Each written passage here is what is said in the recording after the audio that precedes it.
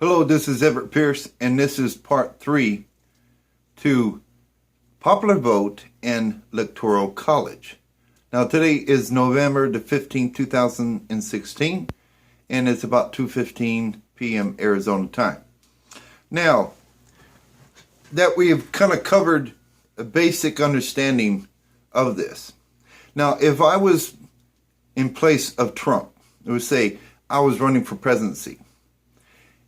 The first thing I would start looking at is the popular vote. Now, if I won the electoral vote, but the other party has a lot of the popular vote, now I'm going to open up the line of communications. I'm going to open up some kind of resource, because a lot of our young generations, a lot of people are saying we are not being heard. We're not being heard. So I would open up an avenue and resources, just like we see in Facebook, is I would set down all the categories in which they are upset about, and allow each and every person out there who is protesting have a social media, a means, whether it be emails or Facebook or Twitter, that you post each and every different topics.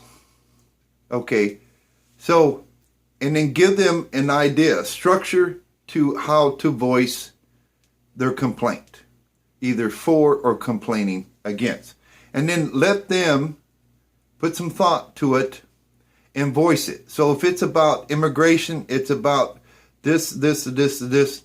We're going to take the time. I would have a crew of people just listening and reading those individuals, because the reason for that is it's an element that I call collective knowledge.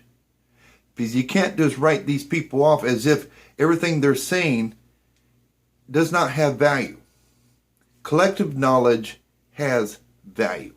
Okay, so if you read all these individuals and then this side, and you start seeing a lot of common things that, say, out of 100 million people, everyone seems to be talking about this and having the same perception or views about it. Okay, that's the collective knowledge in which I talk about. So not only you open up the line of communication, if they truly want to be heard, then we open up a line of communication for people to be heard. So you either send an email or you get part of a Facebook where you can make your postings. But there's a certain guideline in which you have to go by. You can't get in there and be derogatory and say, if this and if that and if that, blah, blah, blah, blah. Is logical reasoning. I don't like immigration because of this. And it has to preferably fall under the lines of, we hold these truths to be self-evident. I mean, I can make this observation. I don't have to be convinced. By my observation of it, I will conclude the same thing. Okay, so that's why we open up the line of communication. It doesn't say we're siding with your perspective of things. We're going to allow you to be heard. And I would have a crew just on that, for that fact alone. So if you want to be heard and you think you're not being heard, we're going to open up so many avenues for you to be heard. Because we're also operating under the principle of one man or woman with one great idea. Because who knows? These people over here that are protesting, they may have that one great idea that makes our nation awesome. So we cannot overlook that. Kind of like the old concept, don't step over a dime to get to a dollar. So we have to embrace certain principles, liberties and freedoms, but on the same token, we can't be breaking laws that makes us look pathetic and makes us look like fools. And the reason for that is because we have other nations that have hope and faith in our country, that one day they will come here and they can have a taste of the dream in which they dream, the dream in which you dream, how this nation is. So it's not just us Americans, 300 23 million people. I mean, try like 6 or 7 billion people. So these are the things that we got to keep in mind. We have to keep the line of communications open. We want to know what you're thinking. One of your most important tools that you have is called collective knowledge. So when you get a lot of people, now just because, say, you got 6 billion people, 6 billion people think, say, for example, we'll say 6 billion people think that it's okay to chop off the head of someone because they're green. Okay. Well, that's why we have certain people in place that has higher level of functioning in logic and rationale. So like if I had 6 billion people and say, well, we need to cut the heads off all the green people, I will come back with a list of things of why we shouldn't cut the head off of these green people. And this is the reason why. You have to put contrast in there. So they might step back and say, wait a minute, what the hell were we thinking? Why would we want to cut the heads off of green people? So that's why we open up these lines of communication. You have people like me who are on a high level of thinking and rationale and reasoning and in science, is that we use collective knowledge to be our success, our great success. Just like being objective and creative is more valuable than knowledge itself. Because where do you think knowledge comes from? Objective and creativity. Keeps feeding this. But if you take away the objective and creativeness, you reach a point in which you run out of knowledge.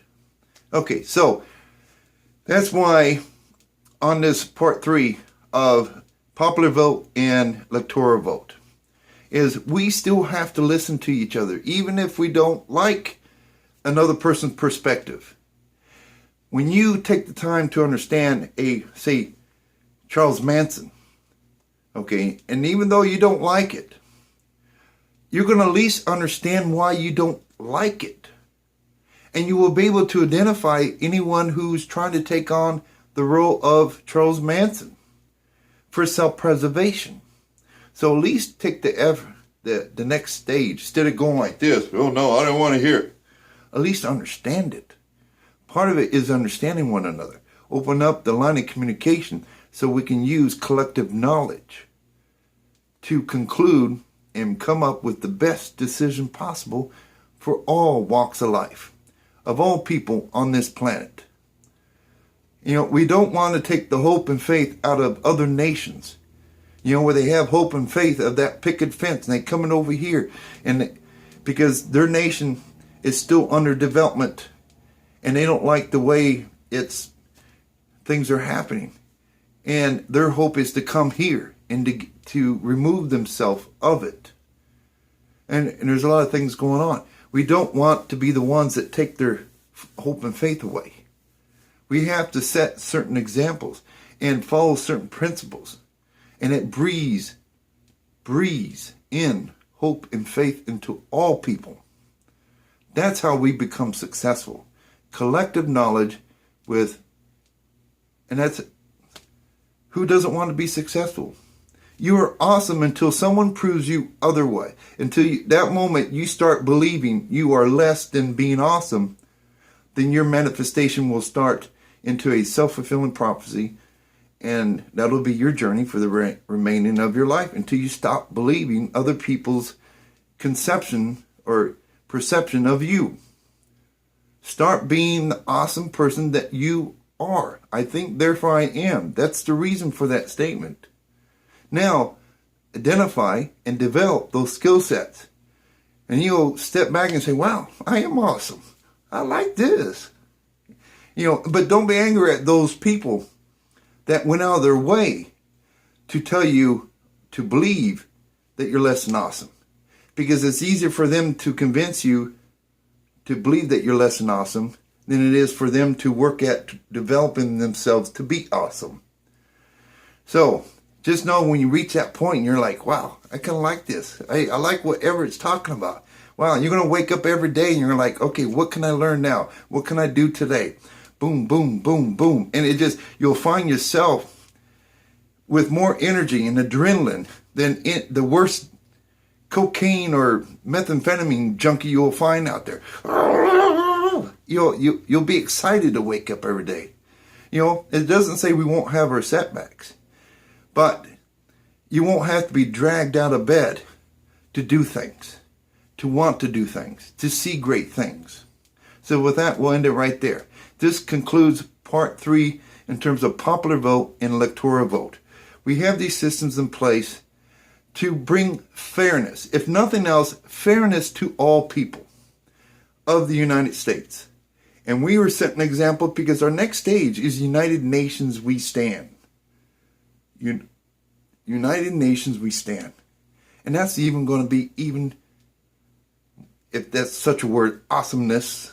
But it's going to be a stage of awesome. That all the nations are working together in a functional machine like a car engine.